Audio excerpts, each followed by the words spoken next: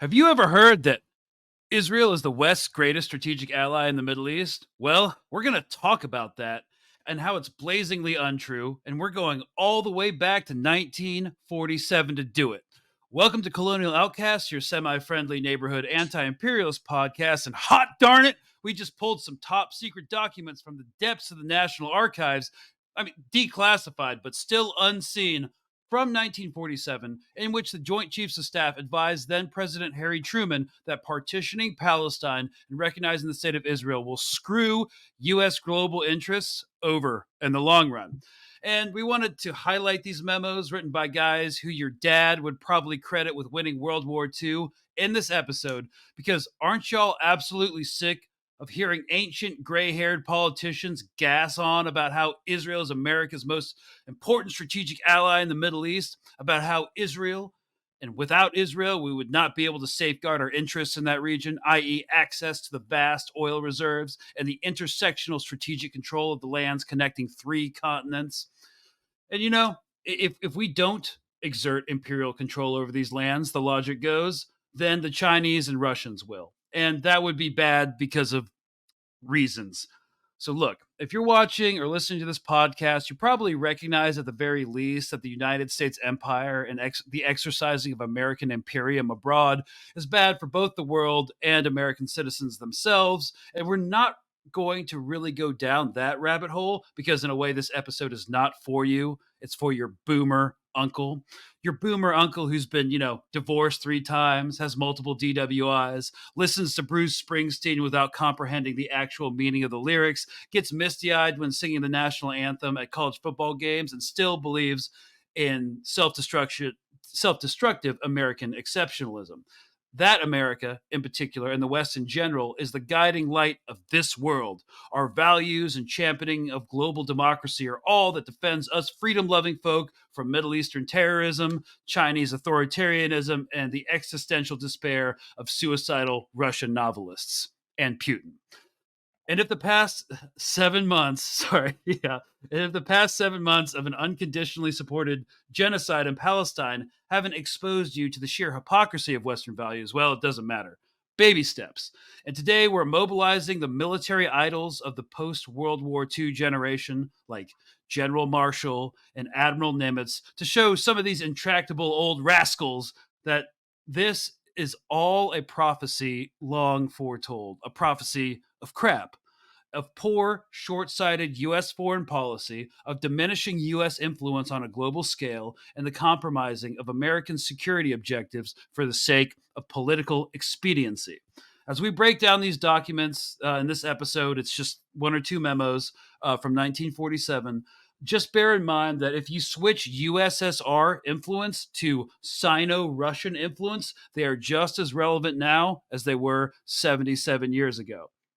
So I'm going to just pull up these documents on the screen to show you what we pulled from the National Archives. And to give you some context, Travis, these don't really exist on open source.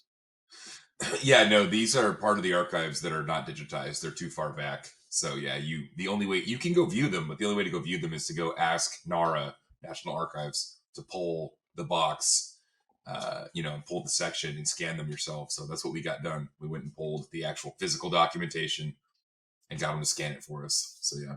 Yeah, and if you're just listening to the audio, we're kind of looking at these documents. There's the top secret stamp at the corner of each page. That's been X'd out with marker, and then there's a declassification stamp on each page. Let's see.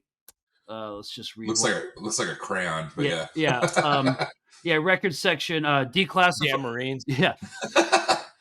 Yeah, declassified by JCS Declassification Branch, date 2nd October 1974. And we were talking about this because Travis has been working on this for a while about getting these documents, because you heard that you saw that they were referenced in a number of articles. Yeah, you can find articles referencing them, especially around if you start looking at Truman's decision making, recognition of Israel, what the generals were saying at the time, which was you'll get into this, but they were all against it. So they referenced several documents, but the main one is this memo called the problem of Palestine, and you can go talk to the National Archives and tell them, hey, I'm looking for this period. Luckily, we were able to find the year, so we knew what year and month this memo was released. And that makes it a little easier to find. But still, basically, the way it works with the National Archives is you go, I'm looking for this year, this month from the Joint Chiefs of Staff published memos, and then go pull a section of boxes, and then a researcher digs through those boxes and looks for that title, because that's really the only way to do it. It's not cataloged any better than that. So they were finally able to narrow it down to this section of boxes, RG218, which is like 6 to 10 boxes. They still had to go through them all and actually find the one labeled "The Problem of Palestine." Luckily, it's mostly chronological, but yeah, we're talking about like Indiana Jones Crystal Skull looking warehouse full of boxes. That's how this stuff's stored. Yeah. And yeah, we finally found it. And I mean, there's an entire corpus of literature surrounding this in the memos, but these are the two most salient memos to this point, where they were directed from the Joint Chiefs to President Truman at the time, because FDR, he died in 1945. Truman took over after. Yeah. And so before we get into it, some Americans and then people living outside of the United States who have never seen a Hollywood military movie, which, could be a significant number of people. Who are the Joint Chiefs? Just in like the most basic definition of the office. So, so go ahead, Mark. Yeah. Right. Want me to say it? Yeah. Let me take it. Yeah, send it. All right, here's it is. All right, the Joint Chiefs of Staffs is basically a cabal of top military boomers. Brass from the U.S. Armed Forces who sit in a fortified room playing geopolitical chess with global lives and resources, pulling the strings of war and peace with calculated precision and bureaucratic power.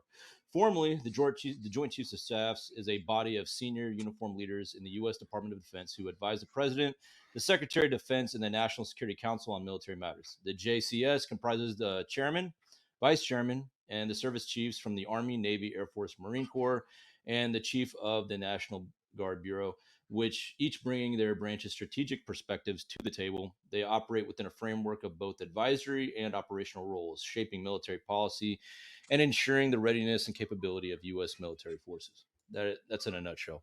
Yeah, so just they're an advisory body, right? They don't have command authority anymore. Is that correct? Yeah. That's correct. Okay. Awesome. So, yeah, the Joint Chiefs, the direct military advisor to the president. What the president says flows down from the Joint Chiefs to the rest of the Army, military, and Navy. So, they are key strategic advisors when it comes to the geopolitical scene. And they have a comprehensive view of the entire strategic picture throughout the globe. They're not focused just on one theater or campaign or one war. They kind of have a broader outlook on everything. So they do have command authority in that the members of the staff are the chiefs of their related branches. So you do have the chief of staff of the Army. Mm-hmm. Or, I'm sorry, you do have the chief of the Army, the chief of the Navy, etc. But yeah. Okay. It's essentially the bridge between executive power and the armed forces. Yeah, exactly. Okay. So they're generally well respected and definitely listened to. Well, I mean, I would like to say that they're definitely listened to, but I can't imagine the Joint Chiefs being like, yeah, we should really back Israel no matter what and keep bombing Yemen, while we're getting ready for like a flashpoint in Taiwan. So, I mean, they advise, and whether the president listens to them or not is up to the administration, as we'll see as we go through these documents. So, shall we begin? Whenever you want, Sergeant. Okay. God damn you, son of a bitch. Okay. All right. So, for the benefit of the audio listeners, we are going to read a section, like a paragraph. It's going to be straight exposition, and then we are going to analyze it and move on. This should be about an hour-long episode. Probably not long. If you're looking at the screen right now, what you're looking at, this is a transcription. I typed this reading the scanned memo, so we'll drop the files just in case anyone's like, that's not what it said. You typed that. Yes, we did type that, but that is what it says. Go ahead and read it. Yeah. We'll put the master document. Should we put it in like a Google Docs link at the bottom of the YouTube? Yeah, sure. Okay, cool. Sounds good. And then I'll also drop it in my Telegram channel, but this will be on the internet. Okay. But yeah. If you're like, why does it look like you're looking at Microsoft Word? Because you're looking at Microsoft Word. Okay. So, first of all, header. For the Joint Chiefs of Staff, William D. Leahy, Fleet Admiral, U.S. Navy, Chief of Staff to the Commander in Chief of the Armed Forces. Copy to Secretary of Defense. Declassified 2nd October 1974. All right. So, memorandum for the Secretary of Defense, 10 October 1947. Subject header: The problem of Palestine. Reads as such. The United States General Assembly is considering the partitioning of Palestine as recommended by the majority of the Special United Nations Subcommittee on Palestine. Great Britain, Right Honorable A. Creech Jones, Secretary of State for the Colonies, to United Nations Committee on Palestine, 26 September 1947, has authoritatively declared. The memo begins by quoting the Secretary of State to the British colonies. He says, first, the United Kingdom government is ready to assume responsibility for giving effect to any plan on which agreement is reached between the Arabs and the Jews. Second, if the Assembly should recommend a policy which is not acceptable to the Jews and the Arabs, the United Kingdom government would not feel able to implement it. Then it would be necessary to provide for some alternate authority to implement it. So he's basically saying the British government will not move forward with a decision to partition Palestine unless the Arabs and the Jews come to an agreement. His Majesty's government are not themselves prepared to undertake the task of imposing a policy in Palestine by force of arms. Likewise, in considering any proposal to the effect that His Majesty's government should participate with others in the enforcement of a settlement, they must take into account that the inherent justice of the settlement and the extent to which force would be required to give effect to it. So they don't the British government stance is, we're not Yeah, going to get into a shooting war and fight a counterinsurgency over this partition. yeah, and this is a theme. This is a theme kind of throughout this memo because again, this is an American Joint Chiefs of Staff memo, but it's a reaction to or part of the current events of the time, which is the British are trying to figure out how to handle what they're doing, this partition that they're trying to execute, etc. And so this is the American generals going. The Brits are saying this in the UN General Assembly right now. How are we going to handle this? Like, are we going to back them? Are we going to cooperate? Are we going to do X, Y, Z? How are they going to advise the president? So yeah, they're referencing British leadership right now. British leadership talking in the UN. Yeah, and Now, and in the mandate of Palestine, the British leadership were they were dealing with some like Irgun, Stern, like some Yeah. actual like I was about to say, organization. Yeah, go in the ahead, Mike. we're missing the backdrop Yeah. of we have this memo, but we need to rewind a little bit before this memo. What were the British going through to make them have this attitude towards the situation? Mhm. What made them so ready to just get rid of this and just rip it off and throw it away? It's the terrorism. They were dealing with Zionist terrorists. Like, we can really simplify it in that reductive summary. The British were having to deal with crazy fanatical Zionist terrorists who are terrorizing the Palestinians and terrorizing the British officers and British soldiers. So that's the backdrop behind this memo right here, and we got to include that to provide the sentiments that they were going through at this time. Yeah, there was the when did the hotel Well, bombing happen? I mean, that's a great point, right? Because we're talking about this is a time where like the Haganah, the precursor to the IDF, is super active right now, right? Mm-hmm. Yeah. King Ben Gurion Hotel. That's a good question. What that date was? Yeah, so they were or King David. they didn't really they didn't want to deal with a massive insurgency that would keep them bogged down in a region indefinitely with no exit strategy. Oh, it kind of sounds like Well, Iraq. as the Brits refer to it at the time, or if you look at Wikipedia. So I'm not just saying this. Don't pillory me. But the Jewish insurgency is 44 to 48. Right? Yeah. So that's right when this is going on. Yeah. Yeah, the King David Hotel was 1946. Mm-hmm. So that just happened. Yeah. Yep. Yeah. Great framing. Yeah. So can you just Mark? Can you just in a couple sentences say what the Ben Gurion Hotel bombing was, or the King David Hotel bombing? So the hold on. It was the British administrative headquarters for Palestine. Mhm. Was that's what the King David Hotel was doubling as that. Mhm. It was quartering a lot of soldiers. It was housed in the southern wing of the David Hotel in Jerusalem. So I was actually at the King David Hotel. It's where a lot of celebrities go to bunk up. So it resulted in 91 people.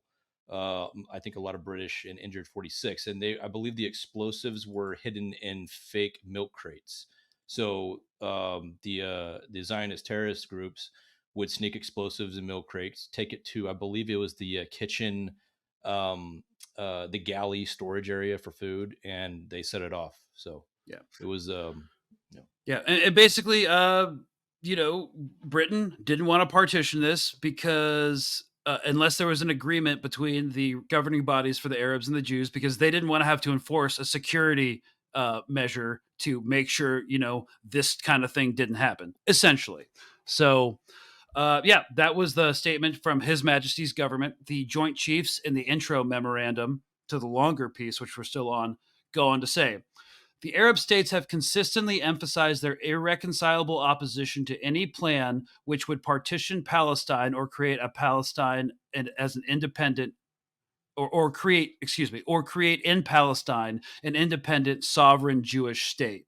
The above facts indicate that in the event that the General Assembly, which is the General Assembly of the newly formed United Nations, should approve the plan of partitioning, Great Britain will refuse unilateral trusteeship, i.e., they will not take sole responsibility for ensuring security and the facilitation of partition, and will participate in joint or multilateral trusteeship only if convinced of the inherent justice of the plan and of the adequacy of the combined forces provided by herself and the co-trustee or trustees to make the plan effective.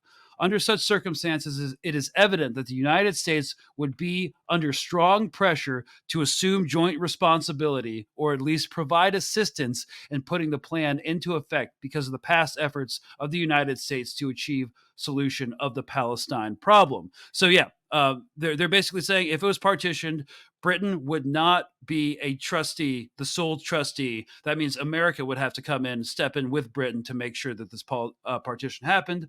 And then the Joint Chiefs response is, quote, the Joint Chiefs of Staff desire in the attached memorandum to apprise the Secretary of Defense with their views regarding the grave military implications of this problem and its relationship to the security of the United States. So that was the intro memorandum heading.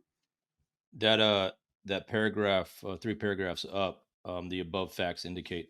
What do you guys read as a subtext of that? Of what there's a lot of subtext, I believe, in that paragraph. For example, I read it as, hey, we don't want to be taking on these Zionist brats ourselves.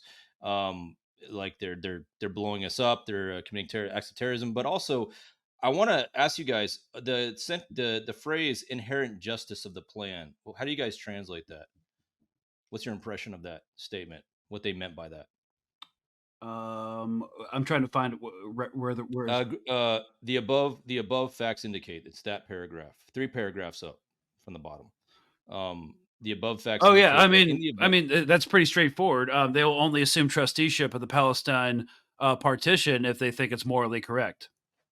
Right. So hone in on that for a second. Mm-hmm. What was interesting about the time period that the British were kind of managing administration in Palestine, they were growing in affinity and sort of as messed up as the British Empire was.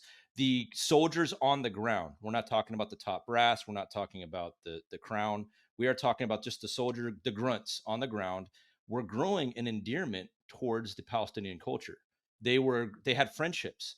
I'm sure a lot of them were abusive. Don't get me wrong, but nonetheless, the because of the Palestinian culture, it's very much unavoidable to notice the beauty of the culture, the to get wrapped up in the romantic side of Palestine and how they live and their families.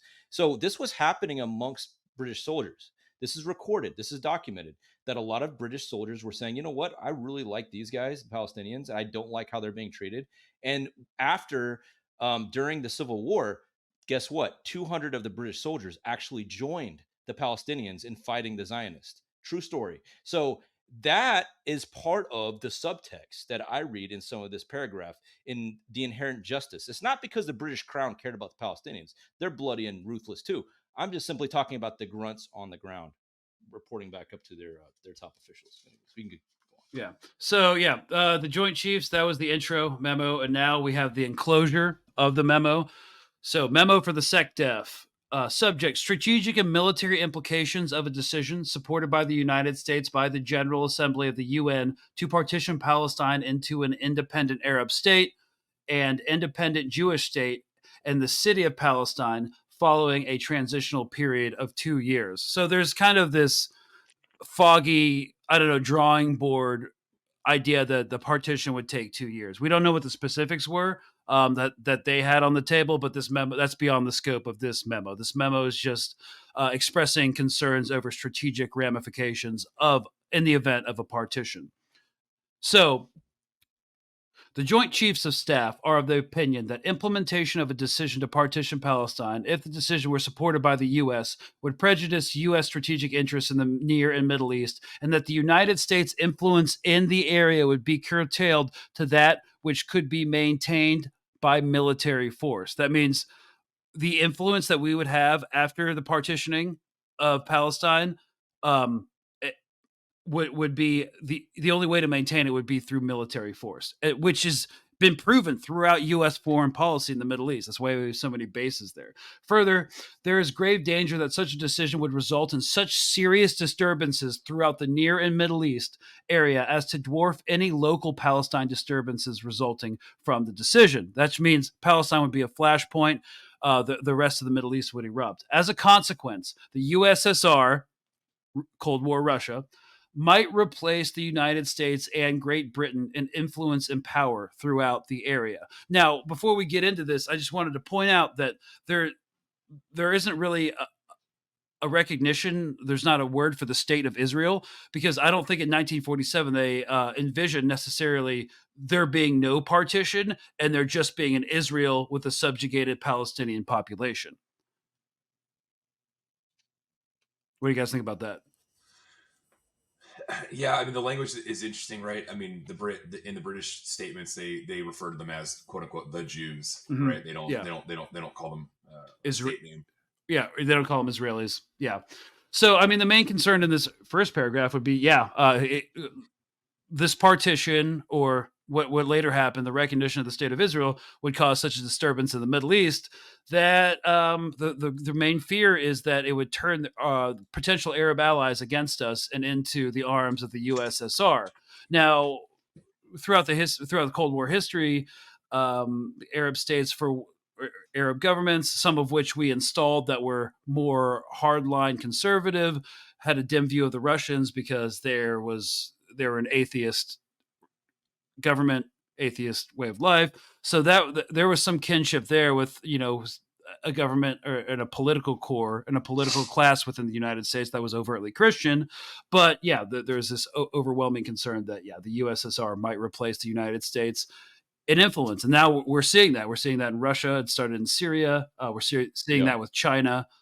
Just because of like supporting this idea of Israel, and it's happening 76 years later, but it's not any different than what the initial concerns were in right after World War II.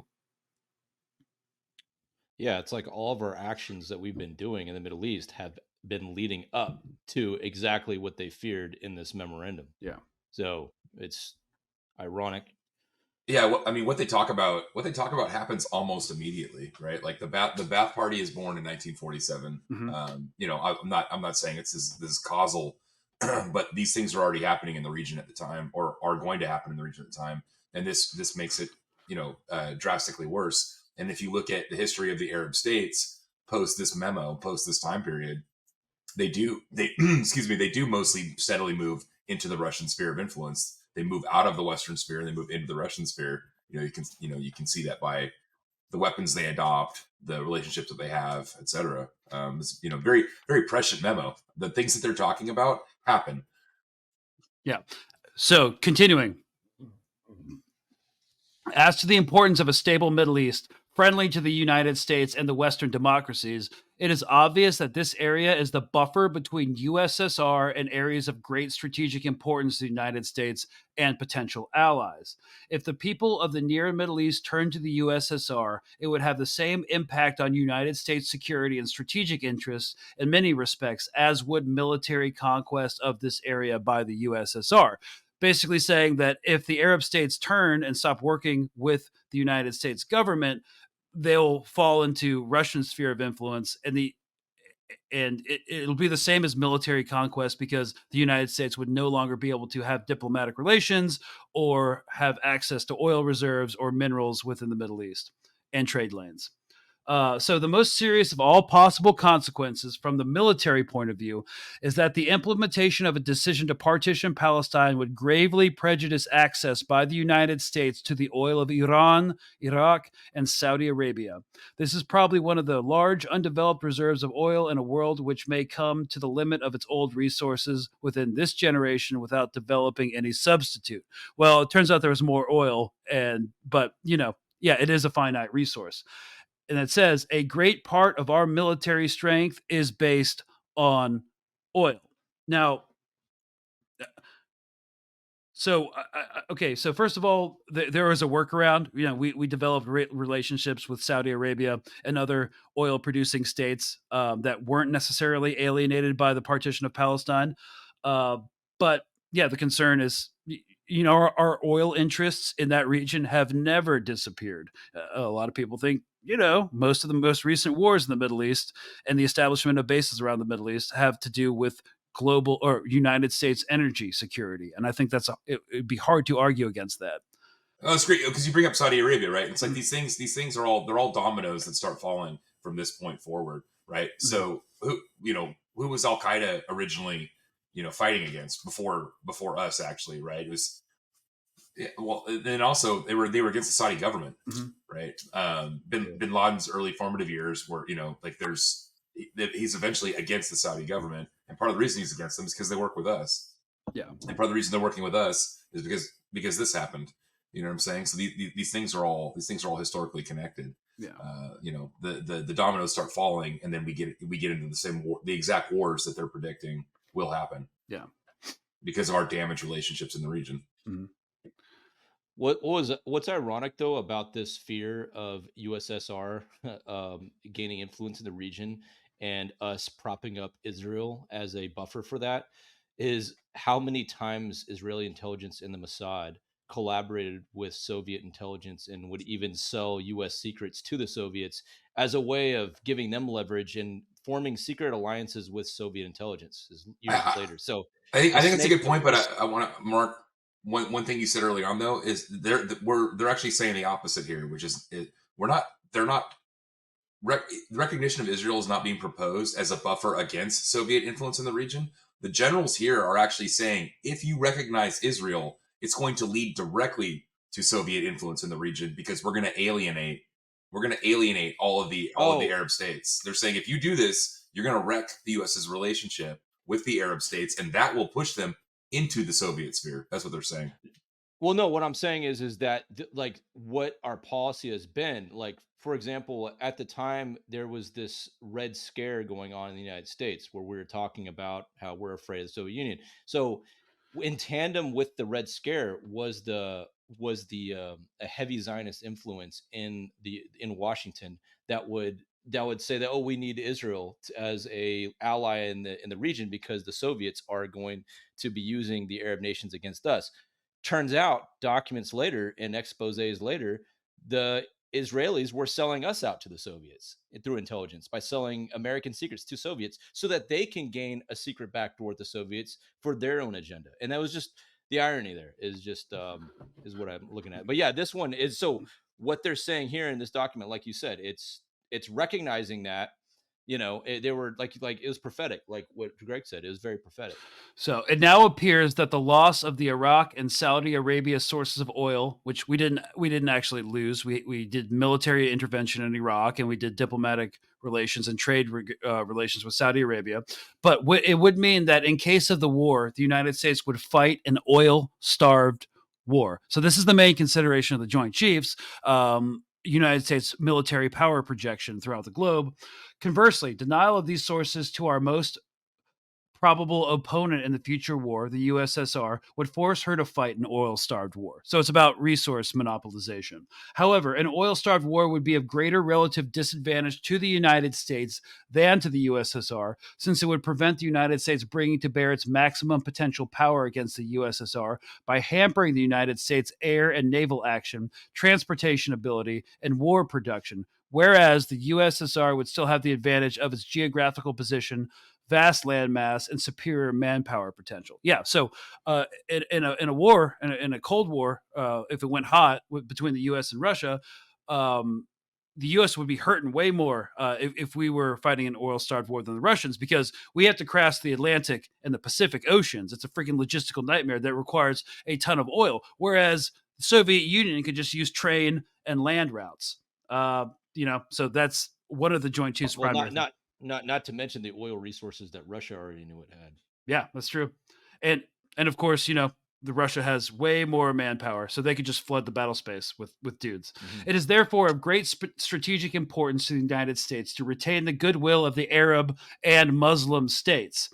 However, these states are strongly, if not violently, opposed to any solution of the Palestine problem involving partitioning the state. And by extension, they didn't see it, but eventual independence in 1948 and the creation of the state of Israel, followed by the Nakba. So, the Joint Chiefs say it here. The Arab states are already violently opposed to this. So, violence eventually breaks out. It's like, duh, we called it. So, in the event of the General Assembly, again in the United Nations, approving the recommendation of the majority of the United States Special Committee on Palestine, the United Nations Special Committee on Palestine, the present mandatory power, Great Britain, will the alternatives of it basically talks about Britain's responsibility that was already stated in the beginning of the memo. Will Great Britain accept unilateral responsibility for carrying out the recommendations of the GA? B, relinquishing the mandate and refusing to participate in joint or multilateral trusteeship during the transition period. Again, the transition period at this point was 2 years to transition from a one Palestinian territory to a Jewish and Arab state, two-state solution. Or C, participating in joint or multilateral trusteeship with other members of the UN during the transition period. So it's just like, okay, what are they going to do? Is Britain going to do it itself, do it with a joint partner, or is the UN going to have to come and form a coalition to make sure this happens? Of course, none of it happens. There's the Israeli War of Independence, or what they call it, followed by the Nakba. So in the event partitioning is decided upon, acceptance of unilateral trusteeship by Great Britain would be the most desirable from the United States military point of view, because obviously the U.S. would not want to be visibly involved in a partition. Even if the United States were called upon to support Great Britain with financial and material aid in the discharge of her responsibilities for Palestine. So it's like the Joint Chiefs are saying, like, okay, if it does have to get partitioned, we don't want to be visibly involved in it. We can give money, we can give material support, but we don't want boots on the ground. They've never wanted boots on the ground in this situation.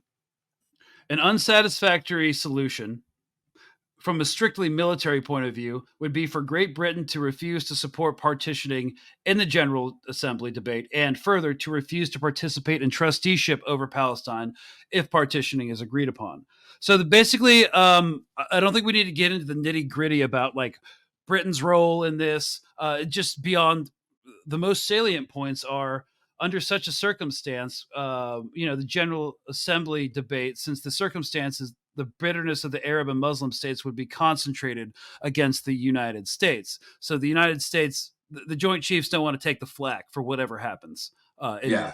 They keep touching on this. They're like, if you do this, because again, remember just for the listeners, this memorandum is an advisory memo that the top generals of the U.S. are essentially giving to the president of the United States, and they do these routinely, right? They produce dozens of these a month, and to advise the administration. And in this case, obviously Truman did not listen to them, but they keep harping on this, saying if you do this, it's going to cause bad blood with all of the Arab neighbors in the region. It's going to wreck U.S. relationships with these countries in the region. Yeah. So then they talk about Another solution that would be even more unsatisfactory is if they had to, involve the Russians in this partitioning. A Russian trusteeship over the partitioning of a Jewish and Arab state. Since the USSR does not now enjoy a favorable position with respect to the Arab and Muslim states, it's believed she would not hesitate further to alienate these states in order to establish a physical force in the Near and Middle East. So that basically means, like, if we piss off the Arab states so much that the Russians don't really have anything to lose because the Muslim states really have a dim view of the USSR already. So if the Russians see an opening, they could just invade the Middle East because they're not worried Yeah, about alienation. yeah, they're talking about, like you just said, Greg, exactly. They're talking about like literally just handing the USSR a win, because they're like, currently the USSR is not really trying to flex influence in the region, right? Remember just what just happened. World War II just ended. Mhm. You know, 3 years prior to this memo, World War II ended. So the Russians are kind of busy with their own shit right now. But they're basically saying, you're going to do this. You're going to hand the region to the Russians on a platter. You know, they're not contesting for it right now, but you're going to give it to them. You know. Yeah. Finally, there is a possibility that Great Britain, because of the desire to exclude the USSR from Palestine and from the Near and Middle East area, will request the United States to agree to accept joint trusteeship with her for the transition period and to provide both economic and military assistance in the implementation of the decision. The Joint Chiefs of Staff recognize that because of the past efforts of the United States to achieve a solution to the Palestine problem, because of the great weight the United States gives to the recommendation of the UN Special Committee on Palestine, the United States might be under strong pressure to agree to such a British request. Such a decision would, among other effects, invalidate entirely current estimates of the required strengths of the Army, Navy, and Air Force. So that means, they're going to have to expand what their operational capacity, recruit more people, build more tanks because of contingencies, military contingencies that would come of this decision to create and to partition Palestine. And so, And this is at the end of World War II, so they just got done using all these expenditures on war, so they're not too keen on having to go back into a situation that it requires the massive expanse that World War II required, you know. But I wanted to talk about the another backdrop about the Arab states here. This is also at the back end of the Ottoman Empire falling. The citizens within these Arab countries that were a part of the Ottoman Empire, they were having a sense of freedom and independence and autonomy, and they were excited about that. We're talking about the Ottoman Empire is now fallen. The Arab states and citizens are like, hey, we're going to be autonomous now. We're going to have our own national identity. We're going to have our own culture. We don't have to. We're not under the thumb of any empire. And then, so the idea of them being chess pieces on a chessboard for the United States, Britain, and the USSR, they were not keen on that. well, they already So were. that's why. That's a great They, point, right? Like this memo takes place in, again, 1947. This is the same year of the birth of the Ba'ath Party. This is the year where a lot of the major nationalist movements in the Arab states is born. It's born the same year as this memo. This is all yeah, They happening at were the same excited. time. yeah, They were excited. yeah. But I would, just for the sake of nuance, because I know people would disagree with that. Uh, the Sykes-Picot Accord, in the wake of the First World War and the fall of the Ottoman Empire, created arbitrary borders in the Middle East that caused a lot of regional tensions, and people weren't really connecting with a national identity at the time. And so, But just they didn't know about that. A lot of the Arab state citizens, they weren't aware of the Sykes-Picot Agreement. They were in the dark about it. So when they found out about the Sykes-Picot Agreement, that's when they really got indignant towards Western powers, because they were just now getting excited about their independence and autonomy. So when the Sykes-Picot Agreement kind of trickled out into the public, they were pissed. Well, there's About there's also a couple blatant betrayals and not it. Mhm. failures to honor agreements, right? Like we've all seen Lawrence of Arabia, right? Mhm. There's truth Mhm. behind that. There was promises made by the Exactly. British government to leadership in certain Arab states that were not kept. This sentence, Mhm. Greg, you pointed this out, but this sentence, don't move it, please. Yeah. This sentence is fantastic, right? It would place upon the United States troops the dangerous responsibility of preventing or quelling disturbances, which in all probability will be serious and widespread. Oh boy, did they not even realize how serious and widespread U.S. police actions would have to get post this, right? Yeah. They never foresaw an Afghan war. They never foresaw an Iraq war. They never foresaw 91. All of these wars that are going to happen because of this. Yeah, well, because of the opportunity that Mhm. of the chaos that was created by this decision, Yeah. just let the door open for like a casus belli for imperialist military intervention in the region.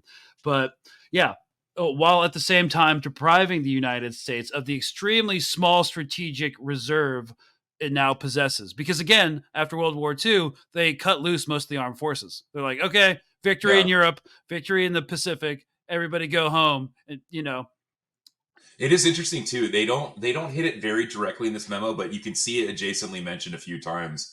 And they're basically talking about the the strategic value of a partitioned, as they using their words, Jewish state, or a partitioned state for the Jews. They don't see the strategic value as high. They don't see it as valuable at all. And in some of the context for this, General Marshall, hero of World War II, is telling Truman, "You're doing this for popular votes." He'll say this later on, not in this memo, but he'll say it directly to him. "You're making this decision for popular votes," and Marshall tells Truman, "I'm not going to vote for you. If you do this, I'm not going to vote for you," which is, I think, is hilarious coming from a general. But he's saying, "I'm not going to vote for you because you're mortgaging future U.S. security for popular votes today." He actually says that to the president.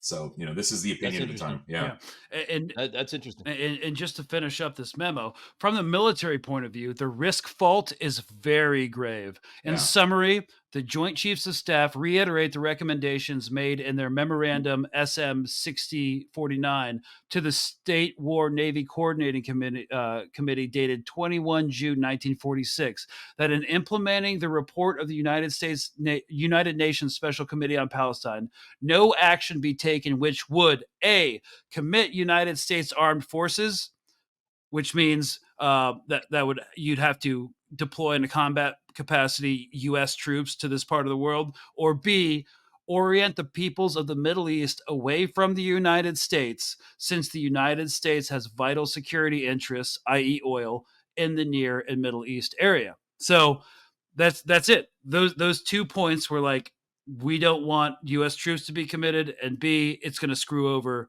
our relationships in the region, which will have long term strategic disadvantages for us.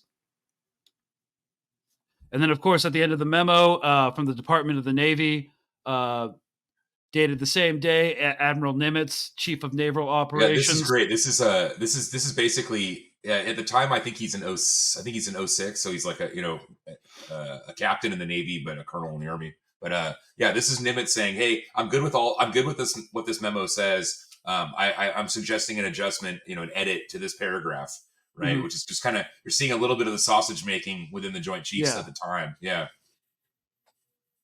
Yeah. So Nimitz writes, because of the urgency of the situation and the prospect of early action by the United Nations, I recommend that if this revision is not accepted, a meeting of the Joint Chiefs of Staff be called as soon as possible to discuss the question. So they're really concerned about this, yeah, obviously. And yeah, we'll put this entire memorandum up online. It's more of like, at this point we know that Israel's a massive freaking L in terms from a geopolitical and strategic perspective, but this is an interesting historical artifact for sure. yeah. And 'Cause to your point, we know now that it is an L. Is strategically not useful. It costs us a lot, but it's beautiful, or very interesting to see that in 1947, all of the generals of the military branches of the U.S. who had just won World War II were going, "It's going to be an L. This is going to be a strategic L," and they were right. the historical landscape changed things, but the essence of it, everything's happened.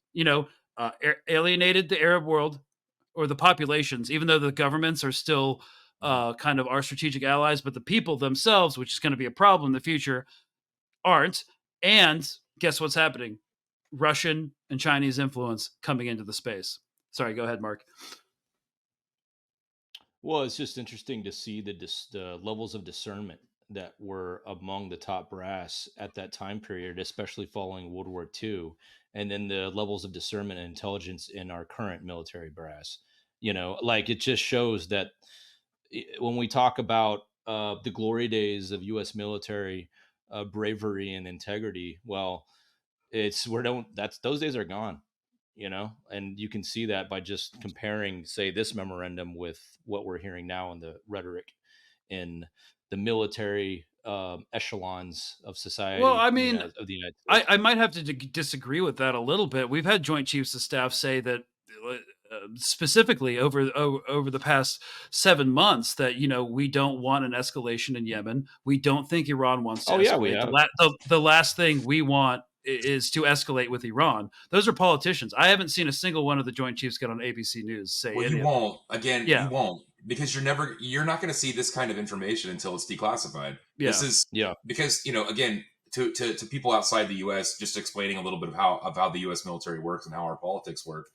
The U.S. military, the Joint Chiefs make these memorandums, they make these advisements, and they hand them to the administration. And if the Mhm. president chooses to ignore them, then the generals salute, and when when they speak in public, they speak the party line, right? General Austin, right in front of people asking him about Palestine, he's going to say what Biden tells him to say. That's Yeah, that they you're don't. right. You're right. We won't know what the Joint Chiefs are telling Biden right now. We won't know that for 20 years until it's declassified. Yeah, yeah, Yeah. exactly. You're right. No, you make up a good point. And I guess I've only heard so many talk, and you guys are probably, watching videos of generals and seeing their opinions that I'm not seeing. So No, I'll concede to I'm not that even for saying sure. you're wrong. I'm just saying I get there's a ton of daily advisement. There's a ton of there are multiple memos written weekly, probably, right? In Yeah, general, that's the tempo that are going to the administration from the Joint Chiefs. We don't know yeah. what the top generals are advising the administration right now. No, Because no, and no, that's a good point. you'll That's a good point. never I don't. you'll never hear a senior military leader in the U.S. who's active in a role in the government. Yeah. You'll never hear what they say. You'll never hear their opinion. Mhm. That's Yeah. not how the U.S. military works. They don't give their opinion publicly, right? They give it to yeah. the president, and then they parrot what he wants them to say. When it comes out in a decade, 15 years, 20 years, depending on the level of classification, they'll probably be saying something similar because it's Yeah. objectively true. They'll be saying, "Hey, this Yeah. action in Israel, letting the dog off the leash, is compromising our relations in the region. It's Oh, for sure. it's degrading. Like because of this, arguably, we lost a base in Niger to what Russia. Like we got out, the Russians came in. This is having massive global ramifications for U.S. staying power. And the Joint Chiefs are, they're concerned about Russia in that uphill battle, and now they're looking towards a flashpoint in Taiwan. Nobody wants to be in the frigging Middle East again right now. This is not. This is not where our security interests lie. So That's not true. That's not true. Graham does. oh yeah, yeah, you're right. He's like a wind up parrot that's like bomb around, bomb around. Like he's got one fucking option that he speaks. I think yeah. I mean, the more shit changes, the more it stays the same. It's like there's been this through line of U.S. foreign policy that's not just about interventionalism. It's just about like Israel first, no matter what. It just seems because this decision made no sense then, and our Mhm. unconditional support makes no Mhm. sense now. I really like them as a source, as problematic as obviously senior military leadership in the United States can be. I really like them as a source because Mhm. the Joint Chiefs advisements are cynical as fuck. They're all about state security, state power projection, right? They know They're pragmatic. they have They're their very set goals, pragmatic. and so like you can look at various sources and administration decisions, and people be like, oh, that's conservative, that's liberal, this is political spin. There's no spin on these memos. These memos are straight, strategic analysis given to the administration. There's Yeah, there's no political spin they're here. devoid of any type of Yeah. passions. They're devoid of passions. They're devoid of Mhm. bias. Pretty objective, whether or not for better or for worse. Yeah, exactly. Yeah, they're objectively imperialist, right? Yeah. Yeah. Yeah, yeah, exactly.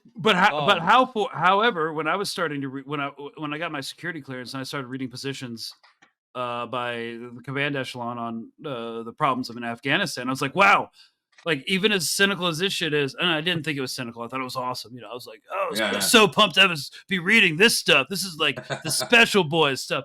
I was impressed by how nuanced it was as opposed to the rhetoric coming out of Washington. I was like, Oh, yeah. these guys are way smarter than politicians. Huh. Yeah, because politicians are meant to just pander to whatever they're meant to create the zeitgeist in society.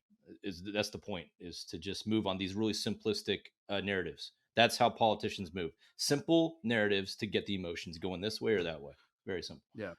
Yeah, I mean, and you're both gonna laugh. Anyone who's ever served in uniform will laugh when I say this, but arguably the guys are at the top of the Joint Chiefs, the generals sitting in those chairs. It's a hierarchy of competence, right? Which is not what politicians are. Now, granted, again, hierarchy of competence is. I'm giving them a lot of credit there, right? Because there's a lot of other reasons you get promoted, right? Especially at that level. Yeah. Promotions above the rank of colonel are very clickbait. very political, right? It gets more and more political the further up the chain you go. But but more competent, more of a hierarchy of competence than like being a senator, right? Like so yeah. So cool. Well, that was the memo. We just wanted to get it out there and talk about it because I'm a history nerd, and it's a fun artifact, and it's prescient, and it's just something. Again, I said at the start, you can show your uncle, be like, "See there, Bob, Uncle Bob," like take a break from drinking your 12-pack and read that shit if you can still read complicated literature. Yeah, I don't care. The Joint Chiefs of Staff are hippies. Yeah, right. Yeah, exactly. Bunch of picos. Wait, what are you talking about? Yeah. I do love, like, go if you're interested, if you're other history nerds, listening or watching this, go check out the documents when we drop them, because there's like little notes where you can see that like some captain, they're like, run this over to so and so immediately, right? It's kind of funny, like except it's at the Pentagon, so I'm sure it was like actually like a full bird. They're like, hey Colonel, run these memos over to Nimitz. You can see you can see some of the check-in, check-out, like document movements and stuff, which I think is interesting. But yeah. And if you really love it, Greg and I will have to go to Maryland, and Mark will all meet in Maryland, and we'll dump all these boxes. Yeah, box party in the National Archives. Oh, I can't wait to just sweat balls in the humidity of Maryland. Yeah, steal the Declaration of Independence. Yeah, the guy that pulled this for us. We were talking about this. The guy that pulled this for us. I think if he knew what we were using it for, I don't think he would have pulled it for us, because he was definitely kind of super MAGA. I know this because he's like, yeah, the reason it's taking so long is the Biden administration. And I'm like, really? Thanks, Biden. You know what also the Biden, you know what also they no longer put handbrakes in BMWs, so you can no longer drift in a Beamer. Thanks, Biden. Why am I even alive anymore? Yeah.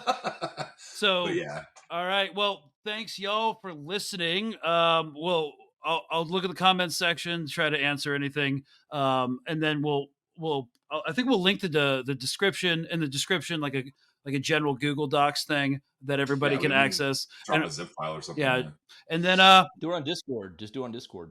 Well, Discord's going to be on Patreon, which is dropping today. Oh, gotcha. Yeah, we're on Patreon now when this episode releases. So there'll be a whole post about that. And yep, it'll be on Discord. It'll be on my Telegram channel, and you guys can check it out. We'll just drop Greg's personal cell phone number, so you can just text him directly for the files. And his address, his bank account, and his social security. Yeah. In case he doesn't know. And my driver's license, in case you really need to find me. Yeah. All right. Anyways, guys, that was the Joint Chiefs memo. I know it was kind of bland, and you only get all hot and bothered if you're a history document nerd, but hope it was enlightening, and we'll see ya on the next one.